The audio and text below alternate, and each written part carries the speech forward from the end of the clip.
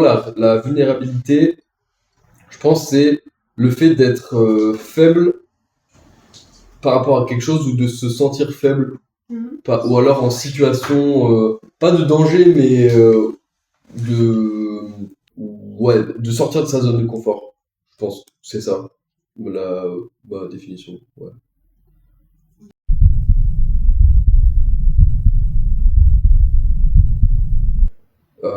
Comment le dire?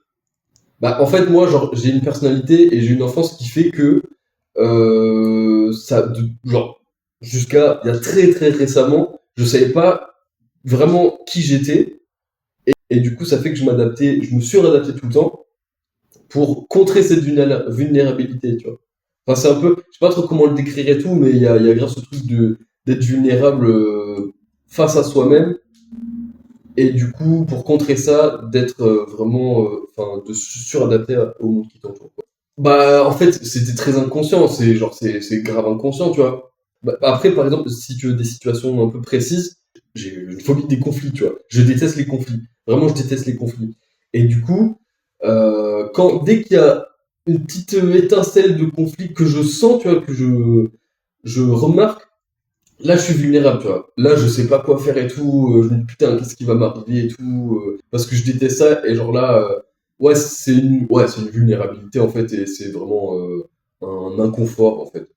Ouais.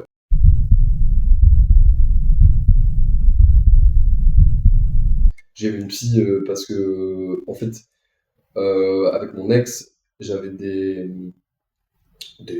phases où, en fait, à un moment, au bout d'un moment, j'ai commencé à me questionner énormément sur, bah, est-ce que je ressentais toujours les mêmes sentiments et de manière générale, en fait, je ruminais vraiment toute la journée et je me disais, mais t'as un truc qui va pas, qu'est-ce qui va pas, qu'est-ce qui va pas, qu'est-ce qui va pas, sans le savoir. Et à un moment, enfin, j'ai pas pété un plomb, mais genre, j'ai un peu fondu en larmes et tout avec mon ex, et mon ex m'a dit, bah, faut que tu vois quelqu'un, quoi. Genre, c'est pas vraiment normal, faut que tu vois quelqu'un. Et du coup, j'ai pris rendez-vous juste avant de partir en Italie, un peu pas situation d'urgence, mais un peu bah, il faut que je vois quelqu'un, il faut que j'ai de l'aide, quoi. Du coup, je suis allé voir cette psy, qui m'a dit, bah, mon gars, tu fais une crise existentielle, quoi. Genre, tu sais pas quitter. Tu te connais pas, tu vois. Et c'est à partir de là que j'ai commencé à réfléchir sur ça et que je me suis dit, bah, ouais, il faut faire un travail et juste, bah, se trouver, en fait. Et là, à ce moment-là, je pense que genre, j'étais vraiment le plus vulnérable, quoi. Quand je ruminais, et après, quand elle m'a dit ça, bah, un peu cette phase d'après où, genre, je savais vraiment, en fait, j'avais conscientisé grâce à elle le fait que j'étais pas moi-même, mais je savais pas comment être moi-même, quoi, en fait. Voilà. Genre pour ça, j'ai une chance énorme parce que mon frère, en fait, mes parents, ils ont divorcé quand j'avais 7 ans, et mon frère, il a super mal vécu. Donc, en fait, ma mère, mes parents et surtout ma mère ont décidé de lui faire des séances de psy, ce qui a marché. Au final, parce qu'il avait plein d'outils, enfin, et de trucs à utiliser pour, bah, apaiser cette tension, quoi. Et ça a marché en fait bah, depuis ce moment-là, genre, c'était toujours accepté que bah, en vrai, si tu vas vraiment pas bien, ou même en fait même si tu vas bien, tu vois, bah, peu importe à un moment, si juste t'as besoin d'aller voir un psy, bah n'hésite pas, tu vois. En fait, après cette phase de vulnérabilité, d'hyper-vulnérabilité, j'ai bah, réussi à un peu l'accepter parce que j'ai commencé à me connaître et parce que j'avais aussi plein de gens et d'expériences autour de moi qui m'ont conforté, quoi et qui m'ont fait me dire, bah, ouais, enfin, c'est pas grave, tu vois, genre, prends le temps pour te trouver et tout, et bon, tranquille, tu vois. Bah, je me dis, ouais, c'est tous les 3 4 mois, ça peut être pas mal. Mais je pense que c'est un bon rythme aussi parce que, en fait, bah, la première séance, on avait beaucoup de choses à se dire, surtout moi.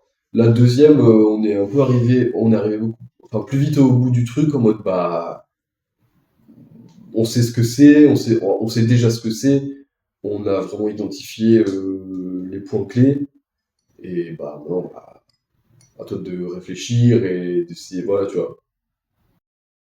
En fait, elle essaie de me donner des outils, mais très subtilement. Ouais, des petits mémos, des trucs comme ça. En fait, bah, à un moment, on parlait, là, la séance de septembre, Et je lui ai raconté une ancienne anecdote d'un conflit que j'ai eu avec quelqu'un et où j'avais pas agi. Et en lui disant, bah, j'aurais vraiment voulu agir, mais j'étais un peu genre, bloqué, paralysé, parce que bah, justement à cause de cette peur du conflit. Et elle m'a dit, mais au pire, qu'est-ce qui se serait passé, tu vois? Au pire. Et je lui dis, bah, au pire, il serait passé ça, ça, ça, ça, ça. Et après, elle me dit, et alors? Et je lui dis, bah, bon, en fait, c'est pas chaud, quoi. Genre, c'est pas un truc de dingue et tout. Et je pense que c'est ça, elle a essayé de me transmettre un peu cet outil du, bah, c'est quoi le pire, tu vois? Mais c'était de demander à mes proches comment ils me voyaient, en fait. Et comment ils me percevaient, voilà. Et j'ai essayé de le faire et tout, et bon, c'était intéressant, tu sais, des fois, ça te jetait des fleurs, mais bon, c'était pas mon but, quoi, en vrai, donc j'ai un peu arrêté de le faire. Et puis, bon, j'ai demandé à mon daron 3 fois, il a oublié, donc je l'ai relancé, on s'envoyait des mails, genre, je sais plus pourquoi on s'envoyait des mails, et j'ai mis au bout de la 3e fois, il a toujours oublié, je vois, c'est bon, ouais, c'est bon, c'est bon.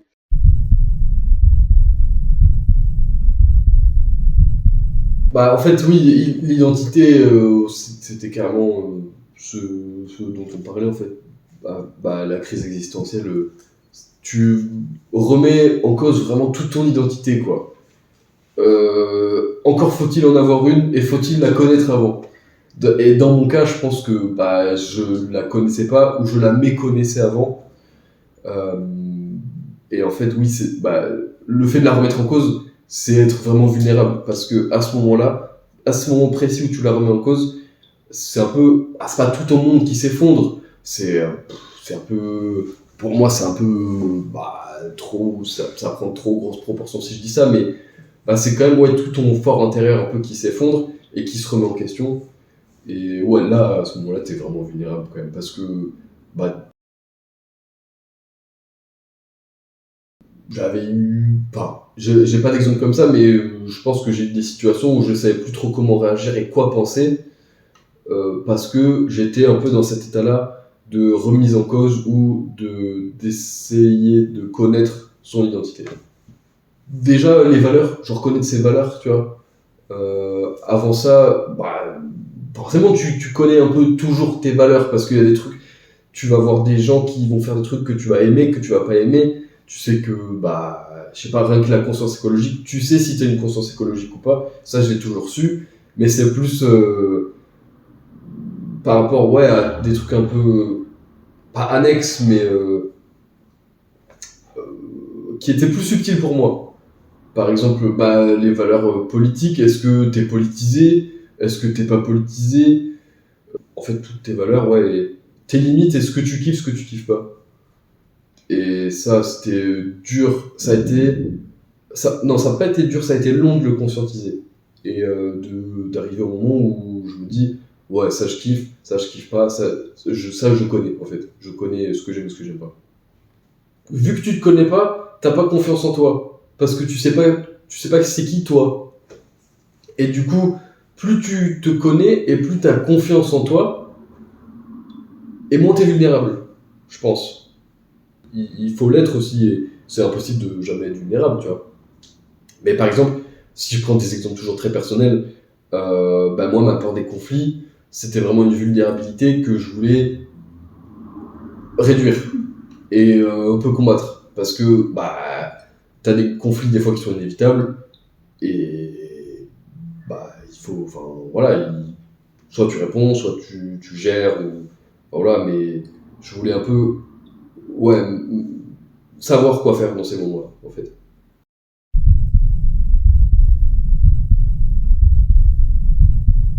Déjà, rien que sociétalement, on est tous vulnérables face à notre corps.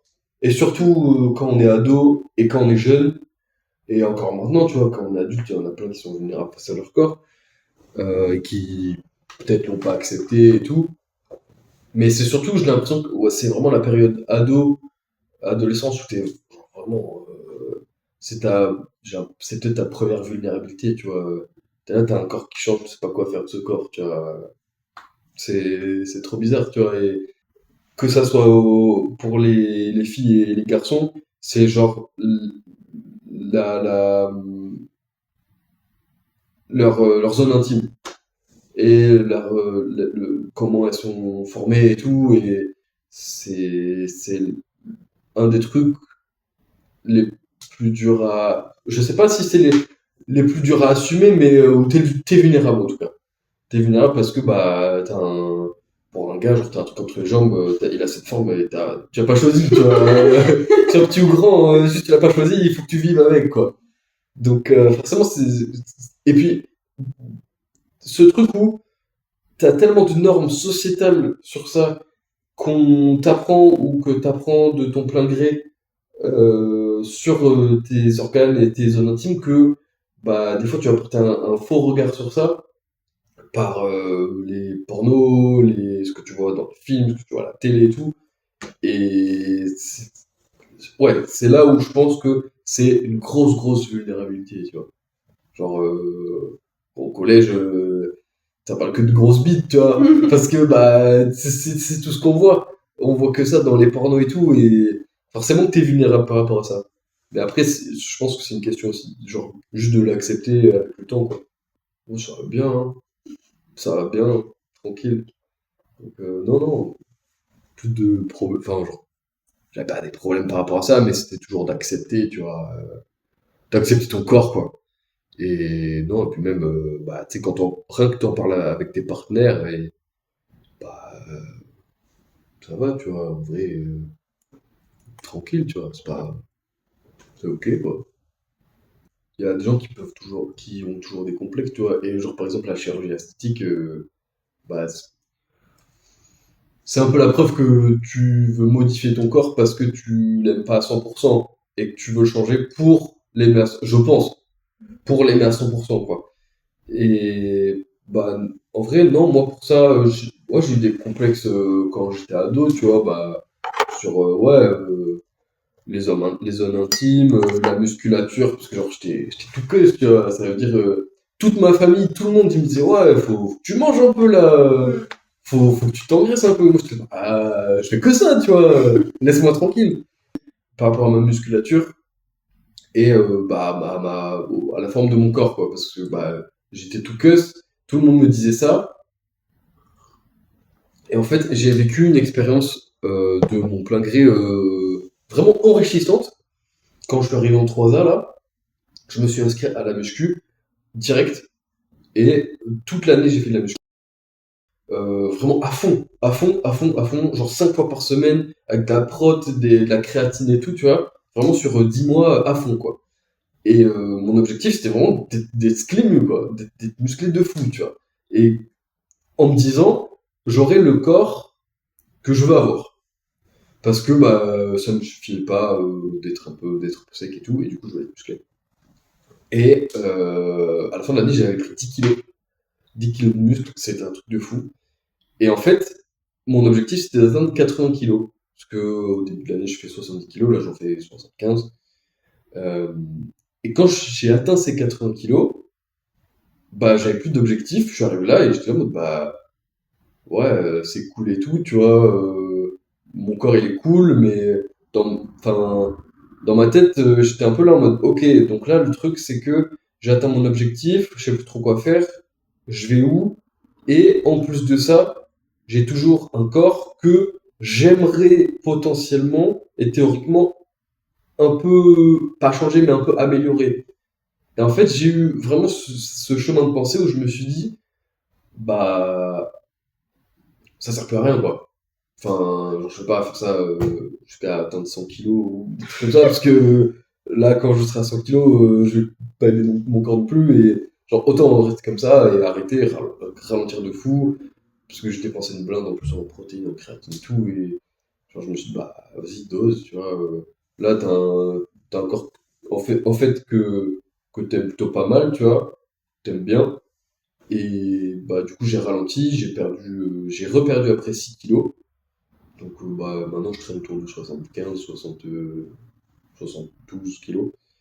Et là, je me dis enfin, après cette période, je me suis enfin dit, ok, bah en vrai, ton corps il est cool, tu vois, t'as vraiment pas à te plaindre, t'es en grave bonne santé, et bah voilà, tu vois, genre continue à te maintenir en forme en faisant du renfort musculaire, parce que ça te fait te sentir bien.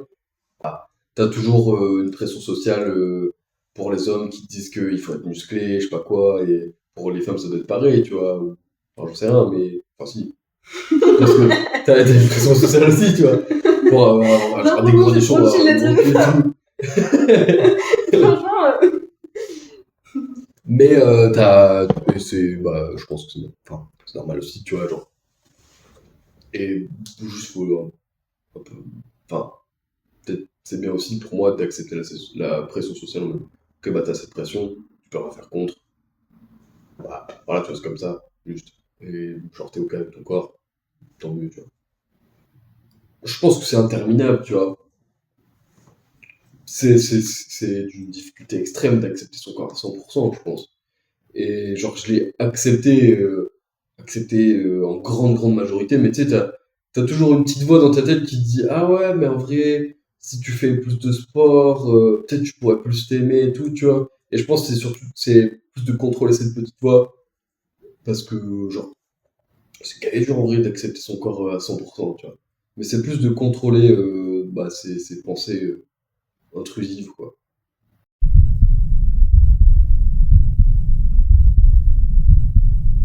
Et du coup, si tu cèdes tout le temps à cette pression sociale et que tu agis tout le temps comme la société le veut, bah t'agis pas comme toi tu veux, quoi.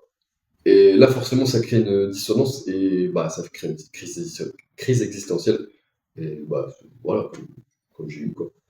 Et ouais, c'est plus d'agir plus comme toi tu veux. Après, je dis pas que c'est facile, tu vois, c'est trop dur, tu vois. Mais c'est plus d'agir comme toi tu veux. Parce que, bah, tu sais, ce truc de crise existentielle, je l'ai pas résolu encore. Enfin, j'ai avancé, mais je l'ai pas du tout résolu. Et il y a vraiment encore des fois où la limite, elle est vachement floue.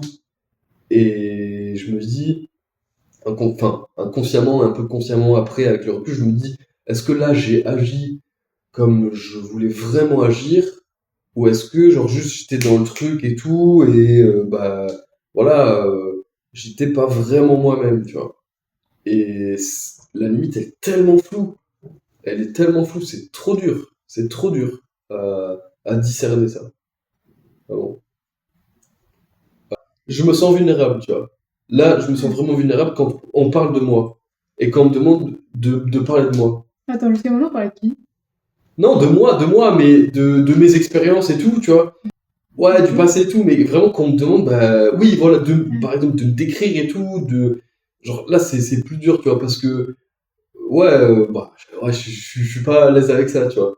Cultiver qui veut se cultiver, qui a des valeurs écologiques et politiques, euh, qui aime genre beaucoup la musique, la littérature et qui, c'est trop dur, qui aime sa famille, qui est, bah ouais, sympathique, genre bienveillant, bah, vraiment, intéressant, j'espère, tu vois, et voilà, tu vois. C'est trop dur, c'est une question qui est trop dure. Vraiment. J'ai identifié des trucs qui me font kiffer, mais ouais, j'en ai identifié. J'en ai identifié. Le sport, genre le volley surtout, le sport ça me fait trop triper. Ça me fait trop triper. Les voyages et. Ouais, les voyages et l'écologie. Genre vraiment, genre les plantes et tout, les animaux, tout, ça me fait triper de fou, tu vois. Je kiffe trop. Je kiffe trop. Alors ça là, et l'art aussi. J'adore. Vraiment. Que ce soit la musique, la littérature, la peinture, j'adore. Je kiffe trop. Vraiment.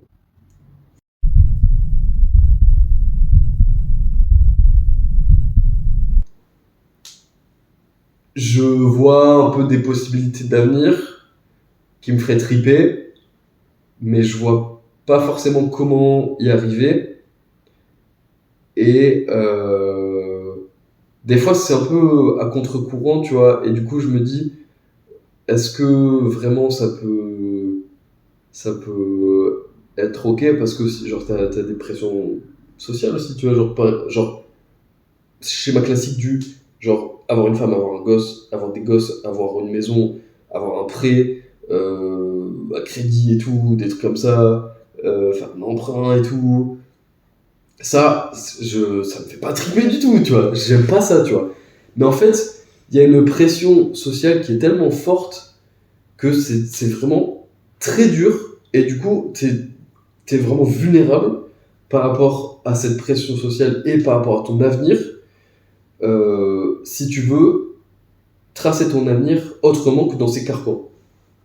Et c'est trop dur. Et du coup, c'est un peu ce que j'essaie de faire là, de me dire, ok, bah, je veux pas. Ça fait un petit moment maintenant que je me dis, bah, je veux pas être marié, genre, le mariage, ça m'intéresse pas, tu vois. J'ai aucune. Enfin, je vois aucun lien personnel avec la religion, avec. Bah, le principe du mariage, pour moi, c'est un peu. Enfin, c'est pas un principe archaïque, mais genre, c'est un truc du XXe siècle. Personnellement, du coup, ça m'intéresse pas du tout. Avoir une femme pour toute la vie et tout, bah, c'est pas ma cam, tu vois. Des enfants, je sais même pas si. Genre, je sais que pour l'instant, j'en veux pas du tout. Je sais même pas si dans 20 ans, le monde il sera toujours apte à ce que j'ai des enfants. Genre, il y a plein de trucs comme ça qui fait que bah, déjà, à long terme, t'es vulnérable par rapport à ton avenir parce que tu sais pas du tout ce qui va se passer et tu sais pas comment tu le vois. Et même, genre, dans 5 ans, frère, je sais même pas ce que je ferai. Et ouais, là, je suis vraiment genre vulnérable par rapport à mon avenir parce que il y a tellement de chemins possibles et accessibles, enfin, pas possibles mais envisageables, que je me dis putain, mais qu'est-ce que je veux faire quoi. Et il y a des. Bon, c'est dur, c'est aussi dur euh, de vouloir un avenir qui est pas contradictoire avec tes valeurs. Bah, je pense que rien que mes parents, ils envisagent un avenir pour moi que je n'envisage pas. Genre, eux, je sais que ils m'ont. Enfin, c'est pas du tout contre eux, tu vois. Ils m'ont répété plusieurs fois qu'ils voulaient des petits-enfants. Moi, je suis là, mais gros, tu me parles de petits-enfants, j'ai 22 piges. Dose, tu vois, et je sais même pas si je vais avoir des enfants, tu vois. Juste, déjà, aussi parce que euh, élever un enfant, c'est une tâche impossible. Moi, j'estime que c'est une tâche impossible. Impossible. Peu importe comment t'élèves ton enfant, il aura des névroses.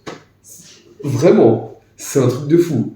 Et du coup, c'est impossible. Et du coup, voilà, pour moi, avoir des enfants, c'est un truc que je. Enfin, c'est flou, mais je pense plus dans la direction de bah, j'en veux pas, parce que bah, le monde, une tâche qui est immense et irréalisable, tu vois, enfin, vraiment, c'est.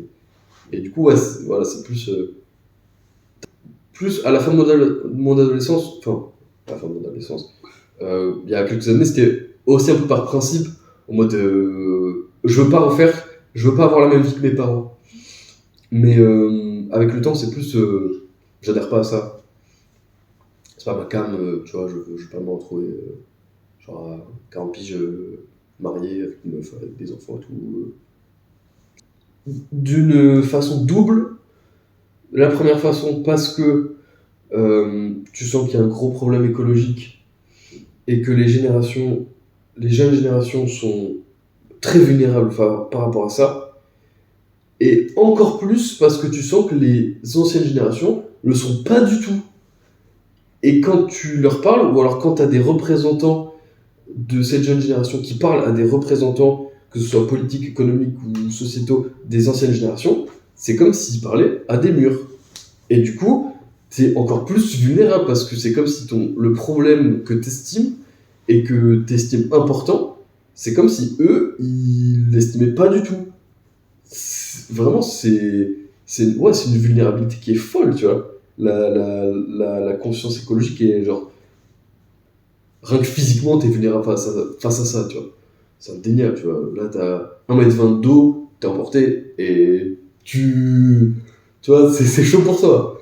Et vraiment, enfin, ouais, c'était vraiment vulnérable par rapport à ça, c'est un truc de fou.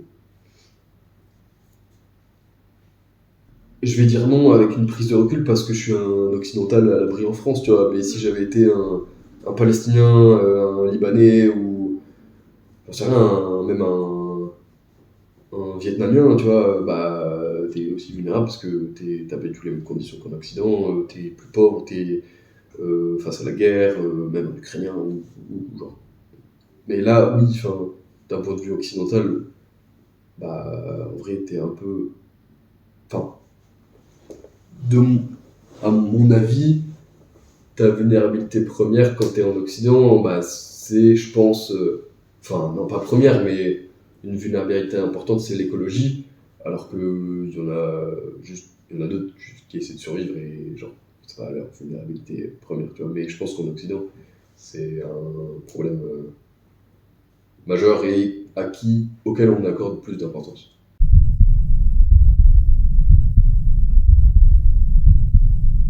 Après, je veux pas dire que genre, j'ai peur de rien, tu vois. Forcément, genre, si je me fais taper par une bagnole là en bas de la rue, bah, j'aurais peur de la mort, tu vois, parce que j'ai pas envie de clamser. Mais non, c'est plus. Là, comme ça, ouais, je vois pas trop. J'ai pas trop d'idées de quoi j'ai vraiment peur. Ouais, pas encore, mais bah, je me dis en vrai, c'est trop cool la vie, tu vois. J'aimerais, en fait, c'est plus j'aimerais faire plein de trucs avant de mourir, tu vois. Je pense pas que ça soit une vraie peur, mais c'est plus que, genre, je veux faire plein de trucs avant de mourir, tu vois. Vraiment. Non, en vrai, j'aurais trop bien vécu, tu vois. Ouais, j'aurais kiffé ma vie, mais je pense que, ouais, après, forcément, j'aimerais bien avoir plus de temps pour faire plus de choses. Et bah, forcément, si je meurs demain, c'est compromis. Forcément. Mais non, si je meurs demain, ça va, en vrai, j'aurais été content et ouais, ça va, franchement. J'ai envie de dire, j'ai vu ça de mes parents, mais pas du tout parce que je pense que mes parents, ils sont relativement heureux de leur vie et ils aiment leur vie, tu vois. Mais genre, si je prends l'exemple de mon daron, tu vois, mon daron, bah, ça fait 30 ans, non, 25, qui se tue à la tâche, genre il fait des journées graves administratives, genre 8h, 19h dans la même boîte, et genre je veux pas ça, tu vois, genre il a ses 5-6 semaines de vacances, et bah il kiffe, genre il part en camping et tout, il a l'air de kiffer sa vie, mais genre moi je veux pas de sa vie, tu vois. Et des trucs intéressants et bah qui me passionne, je sais pas, parce que c'est dur à faire, tu vois, à mettre en œuvre. Mais ouais, au moins des trucs qui m'intéressent et que je kiffe, quoi, dans la vie, quoi. Parce que sinon, en vrai, je pense que tu te fais chier, genre, t'en as, genre, bah, c'est regrettable, mais c'est comme ça, tu vois, genre, t'as des darons, des daronnes, tu vois, qui passent bah, leur vie à l'usine et, genre, ils se tuent à la tâche, tout. En vrai, c'est pas une vie, tu vois. Même s'ils disent, ils ont la valeur du travail et tout, et qu'ils aiment leur travail, enfin qu'ils aiment le travail, qu'ils aiment travailler, qu'ils aiment leur travail, c'est pas ce que je veux, tu vois. Et en vrai, ça se rapproche aussi de cette pression sociale et des carcans de l'avenir. C'est aussi pas passer une vie à travailler, tu vois. Pour moi. Avec un peu de relativité quand même, parce que j'ai l'impression que la société elle évolue un petit peu sur ça, surtout sur les nouvelles générations, nos générations, où le travail c'est plus la chose première dans la vie, tu vois. Là où moi j'ai cette impression que les anciennes générations, c'était vraiment, ils vivaient que pour le travail. Bah maintenant ça c'est un peu, après ça dépend aussi des cercles que tu fréquentes, je pense, mais ça c'est un peu relâché. Et ouais, non, moi je veux pas travailler, hein. Je veux pas, ouais, pas vivre pour le travail.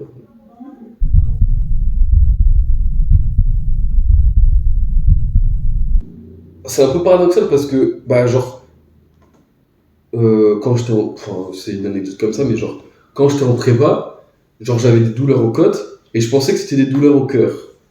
Et genre, je sais pas, un moment, genre, juste avant d'aller en cours, j'en sais rien, un jour, j'ai eu genre une douleur de fou malade. Et genre, pendant genre 30 secondes, j'étais là en mode je m'asseyais comme ça et j'attendais que ça passe parce que c'était vraiment une douleur super aiguë, tu vois. Et bah, tu sais, t'as eu cette t'as cette seconde quand même où tu te dis, ok, est-ce que là je meurs, tu vois. Et genre, en fait, ça m'a donné un truc de panique, tu vois. Parce que, du coup, c'est pour ça que c'est un peu contradictoire, parce que je pense que là, je suis un peu serein par rapport à la mort, mais dans la mort en elle-même, je suis pas serein. Mais, ouais, genre, sur l'instant immédiat, en fait, ouais, genre, après cette douleur au cœur, je crois que j'ai pleuré même, ou un truc comme ça, parce que, genre, je me suis dit, ouais, si je mourais là et tout, c'était chaud, tu vois, genre, j'ai pas envie de mourir, tu vois. Vraiment. C'est un peu le serpent qui se mord la queue, tu vois, ou justement l'inverse. Où, ouais, genre, c'est un peu ouais, une rationalité irrationnelle où je me dis, bah, en vrai, là, tu peux rien faire, tu vois. Genre, à quoi ça sert que t'aies peur de la mort? Parce que tu peux rien faire face à cette peur. À part se dire, bah, ça va aller, tu vois. Mais, avec cette expérience, cette anecdote que j'ai vécue, je me suis dit, bah, en vrai, face à la mort nez à nez, là, en vrai, c'est chaud. Et là, j'ai peur. Mais je sais pas, c'est paradoxal, quoi. T'as toujours un peu ce truc, tu sais, des fois, tu te dis, tu penses à la mort de tes proches et tout, tu vois, et alors là, tu te dis, bah, là, t'es vraiment vulnérable face à ça parce que tu peux rien faire, tu vois. Tu peux rien faire. Et ouais, forcément, t'es vulnérable, mais bah, moi, j'ai un peu quand même ce côté rationnel où je me dis, bah, c'est comme ça, tu vois, faut l'accepter, la mort. Et d'un côté, je me dis aussi, ça, c'est un point de vue très personnel, peut-être que je m'applique qu'à moi, ou je sais pas trop comment je l'applique, mais il y a un truc où je me dis, bah, en vrai, la mort, ça peut être aussi un peu une délivrance, tu vois. Ou, genre, pour des gens qui méritaient une vie meilleure qu'ils n'ont eue, bah, la mort, ça peut être aussi une délivrance, tu vois. Ou genre, juste ceux qui n'ont pas envie de vivre et qui n'ont pas demandé à vivre, peut-être qu'ils voient la mort comme une délivrance aussi, tu vois. Après, ça peut être blasphématoire, tu vois, pour ceux qui sont morts bien avant, pas bien avant, mais pour ceux qui sont morts, par exemple, trop tôt, ou qui ont été emportés, ou... Voilà, tu vois, mais je me dis que dans certains cas, ouais, ça peut être une délivrance, genre l'euthanasie, tu vois, ou des gens qui ont plus envie de vivre, j'allais te dire, non, mais après, forcément, tu sais, moi aussi, j'ai un peu peur de perdre mes proches, tu vois, genre mes darons, tu vois, si je les perds maintenant, je ne saurais pas quoi faire sans eux, et voilà, tu vois, forcément, j'ai peur de ça et je suis vulnérable par rapport à ça, mais enfin, c'est inévitable, quoi. Je me dis, c'est inévitable. Donc, en vrai. En fait, non, ouais, c'est ça. Je me dis, c'est inévitable, et du coup, ça me rend. Euh, euh, j'ai pas je fais quelque chose que j'ai pas du tout, j'ai pas le mot en français, je l'ai qu'en anglais. Vas-y. C'est grateful, Reconnaissant. reconnaissant, voilà. Ça me rend très très reconnaissant par rapport aux gens qui m'entourent et tout, même si je le montre pas, même si je le montre pas tout le temps, ou que des fois voilà, je suis pas dans les humeurs de montrer ma reconnaissance, mais ça m'apporte quand même ce truc de me dire ouais, je suis reconnaissant d'avoir ce que j'ai, quoi.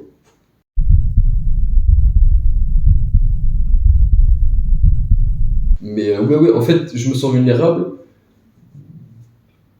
dans les fois où, en fait, on a beaucoup de discussions sur, par exemple, comment on agit à un moment précis, par exemple, qui a trigger, je sais pas, des émotions particulières chez l'un ou chez l'autre.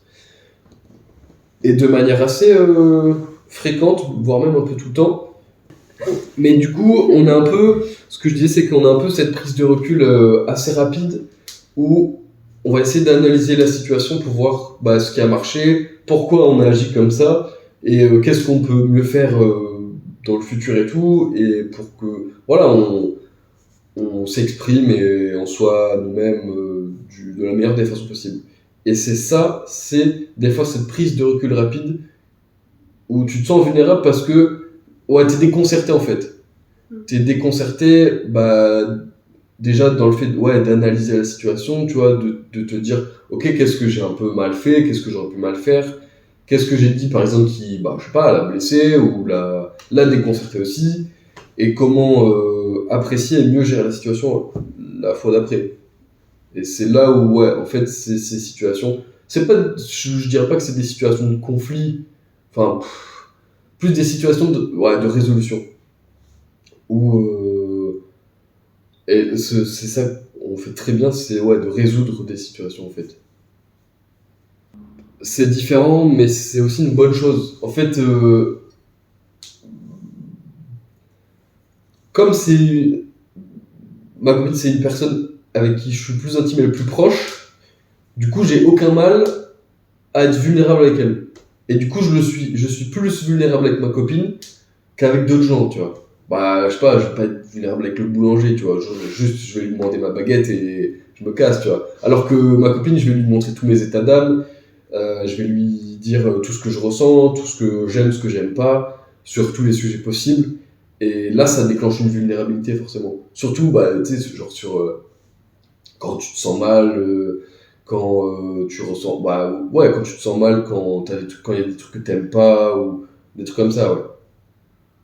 Et en fait, c'est ça aussi le couple. Euh, Ça permet, ça autorise la vulnérabilité, ça autorise aussi un peu la maturation, dans le sens où, bah ouais, ça te fait avancer, quoi. Ça te fait avancer toi-même, ça te fait avancer ton couple, et ça fait avancer aussi l'autre, tu vois. C'est ça qui est cool. Non, pas tant que ça. Parce que je suis très à l'aise avec mes sentiments, je sais ce que je ressens pour elle, et j'ai aucun mal, absolument aucun mal à lui montrer.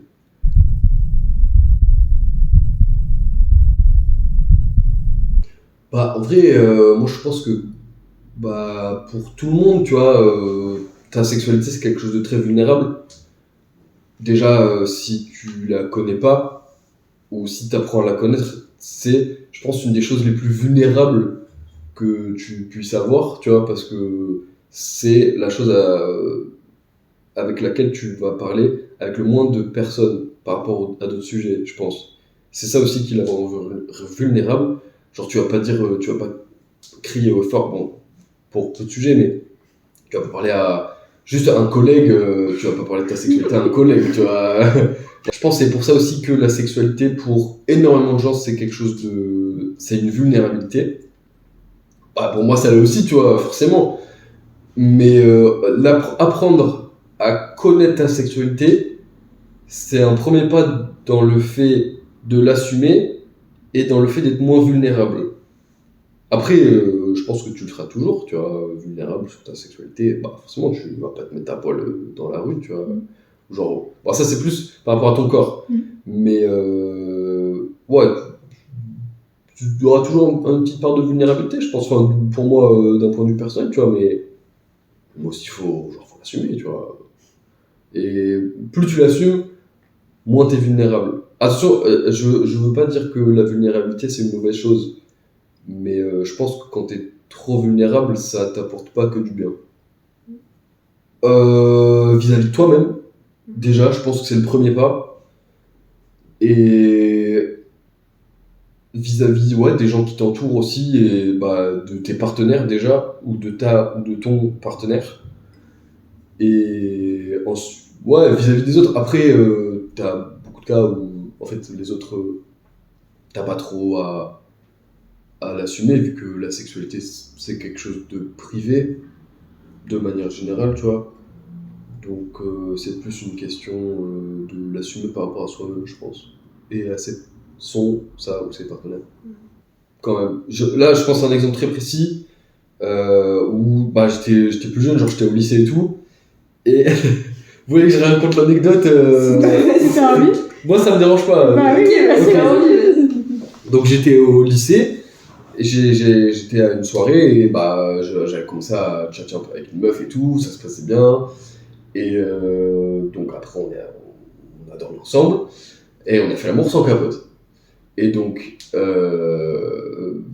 et je sais pas si c'est un effet placebo psychologique ou quoi, mais je sentais qu'il y avait un truc qui allait pas après, tu vois, enfin, au niveau de la zone intime et tout, tu vois. Je sais pas si c'était que psychologique ou alors qu'il y avait un truc vraiment. Et du coup, j'en ai parlé à mes darons, je sais plus si c'était que mon daron ou que ma daronne, J'en ai parlé à mes darons, et je leur dis, ouais, en vrai, je suis chaud de faire un test et tout, tu vois, un test sanguin et tout.